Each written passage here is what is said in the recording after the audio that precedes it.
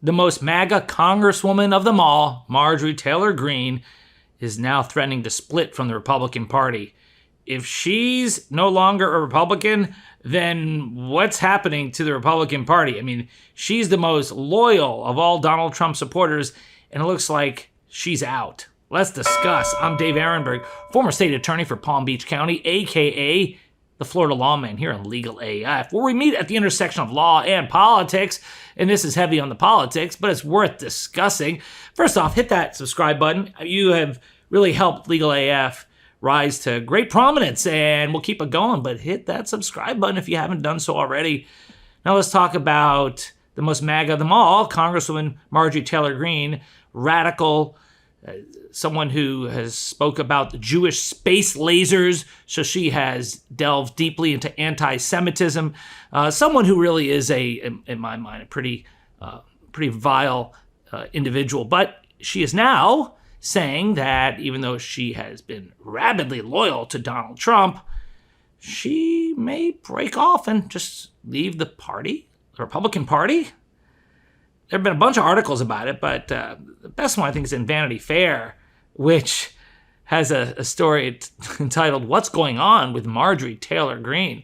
The congresswoman from Georgia has split with Donald Trump and the MAGA faithful on a number of issues over the last few months. In a new interview, she said she doesn't want anything to do with the current Republican Party. Really? Is that a different Republican Party than the one that existed just a couple years ago? Is it so much different? It's still a party of one. It's still the party of Donald Trump. It hasn't changed since Donald Trump took it over. Maybe Marjorie Taylor Greene has changed. According to Vanity Fair, lately, Greene has been engaging in some extremely unexpected behavior. She's broken with Trump and Team MAGA on numerous issues, and quite vocally at that. In early June, for example, she took to X to criticize the big, beautiful bill, writing that if she had actually read the full text of Trump's signature legislation, she would have voted no. Like all but two House Republicans, she ultimately voted to pass a version that became law. Okay, this is typical Marjorie Taylor Greene, trying to have it both ways. If I had just read the bill, I would have voted no, but yet she voted for it. And she's going to have to deal with the consequences because in her rural district, there's going to be a number of people who will lose health care coverage. She can try to explain them that, well, don't blame me, I didn't read the bill before I voted for it. Come on. She went on Tucker Carlson to denounce President Trump and his policy towards Iran. She said that, and defended Tucker Carlson, who's as radical as they come, after Trump's Justice Department announced no further information about disgraced financier Jeffrey Epstein would be released, and there was no evidence to charge anyone else in connection with his crimes. Greene said in an interview, "It's a full reversal of what was all said beforehand, and people are just not willing to accept it." Later, without mentioning Epstein by name, she wrote on X, "If you tell the base of people who support you of deep state treasonous crimes, election interference, blackmail, and rich, powerful, elite, evil cabals, then you must take down every enemy of the people. If not, the base will turn and there's no going back. Dangling bits of red meat no longer satisfies. They want the whole steak dinner and will accept nothing else."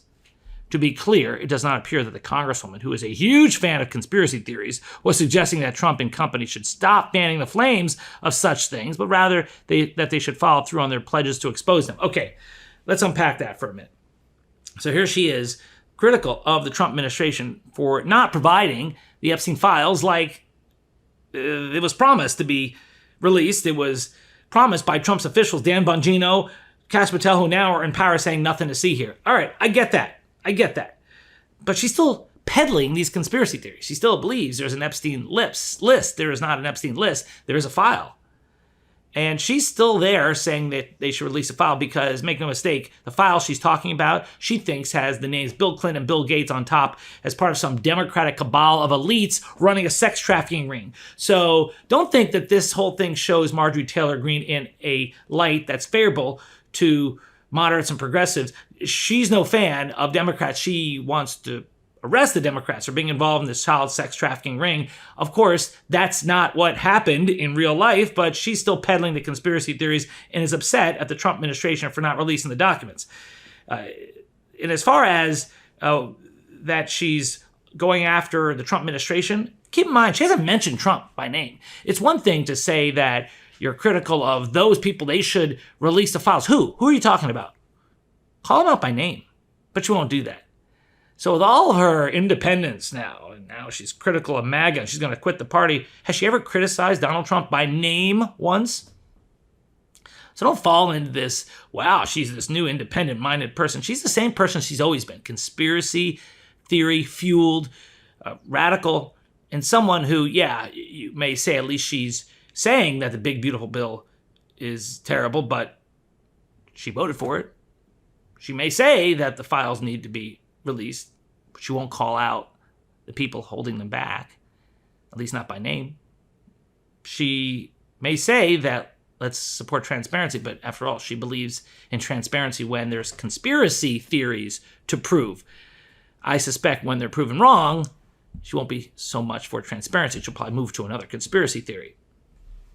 In an interview published by the Daily Mail over the weekend, Greene went so far as to suggest that there could be a world in which she leaves the Republican Party, saying, I don't know if the Republican Party is leaving me or if I'm kind of not relating to the Republican Party as much anymore.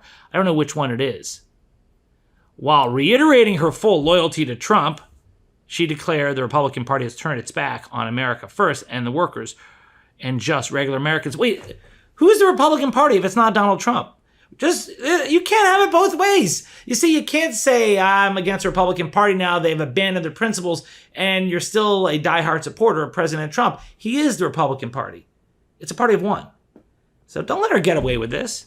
In the same interview, Greene said she believes Republican women are in touch with what conservative voters want, while the good old boys of the party are not. I think there's other women in our party that are really sick and tired of the way men treat Republican women, she said, adding that she thinks Representative Elise Stefanik, who was nominated by Trump to serve as UN ambassador and then her nomination pulled by the White House to protect the GOP majority in the House, got shafted. So there you go. If you're sympathetic towards Elise Stefanik, you'll agree with Marjorie Taylor Greene. And before you write in saying, well, she's, right on something, the broken clock is right twice a day, well, to be clear, according to the Vanity Fair article, no one should take Greene's comments and surprising new policy positions to mean that she's undergone a personality transplant and isn't still the same person who once suggested California wildfires were started by a Jewish space laser. In the same Daily Mail conversation, she talked about a desire to keep using Elon Musk's Doge to take a sledgehammer to the federal government. And she recently introduced a bill predicated on conspiracy theories about the weather. Yes, doesn't believe in climate change. She believes it's about weather manipulation. That's what's happening. Democratic cities are manipulating the weather, and that's why we're having these big swings. Okay, rather than believe in actual science, that climate change is real. She has also continued to demonize immigrants, including those coming to the country legally, defended Vladimir Putin, and voted to defund NPR and PBS. So, again, she's no friend, she's no ally, and she's no better than she ever has been. And so don't take the bait, but it is interesting that she is part of this MAGA civil war, and the Epstein thing is pushing people over the edge. Watch for that, because as the Trump administration tries to get the grand jury transcripts, that's either not going to happen, the judges are not going to release them, or they'll release them in redacted form. In my last video, I described how even the Trump administration's request to release the grand jury transcripts acknowledge that if they are released, the administration would guarantee that the names of any third-party co-conspirators would be redacted. That's the stuff that people like Marjorie Taylor Greene want. So this whole thing's not going away anytime soon. The controversy, the division within MAGA, and the whole Epstein thing's just exacerbating these fissures. We'll keep following it here on Legal AF. I'm Dave Aronberg, a.k.a. the Florida LawMan. If you like this video, please like, subscribe, share with a friend, and leave a comment below. Thank you for all your support. If you haven't already, hit that subscribe button, and I'll see you next time. Can't get your fill of Legal AF? Me neither. That's why we formed the Legal AF Substack. Every time we mention something in a hot take, whether it's a court filing or a oral argument, come over to the Substack. You'll find the court filing and the oral argument there, including a daily roundup that I do called, wait for it, Morning AF. What else? All the other contributors from Legal AF are there as well. We got some new reporting. We got interviews. We got ad-free versions of the podcast and hot takes. Where? Legal AF on Substack. Come over now to free subscribe.